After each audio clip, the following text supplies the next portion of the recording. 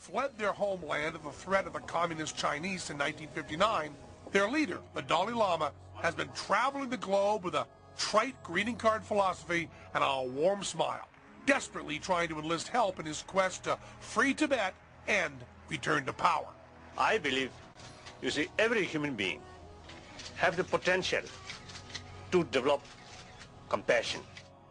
This idea that he's a humble spiritual man with just a robe and a bowl and a prayer bead isn't really what the Dalai Lama is all about. I'm Michael Parenti, a political writer, author, and noted after-dinner raconteur.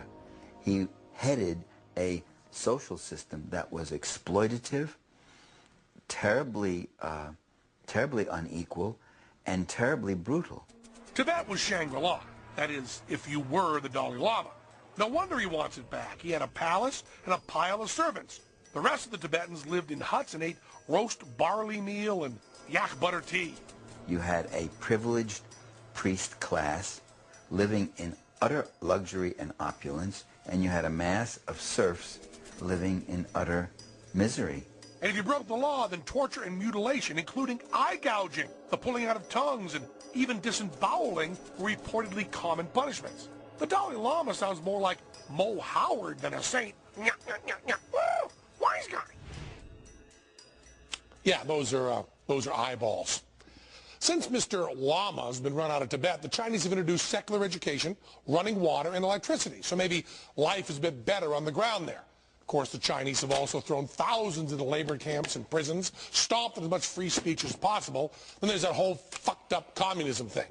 But if you ask Tenzin Gyatso, DBA Lama, what is it with these holy people and their aliases? His holiness will tell you that he must return to power for the good of his people. In this case, good may translate into his people living in squalor and his government condoning slavery. Remember, the lesser of two evils is still evil, and the enemy of my enemy is not my friend.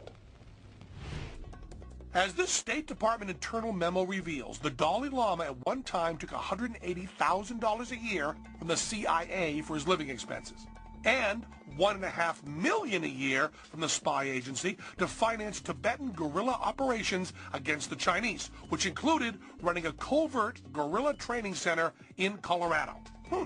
Maybe they were non-violent covert guerrillas. Violence and telling lies, cheating, these I believe basically against human nature.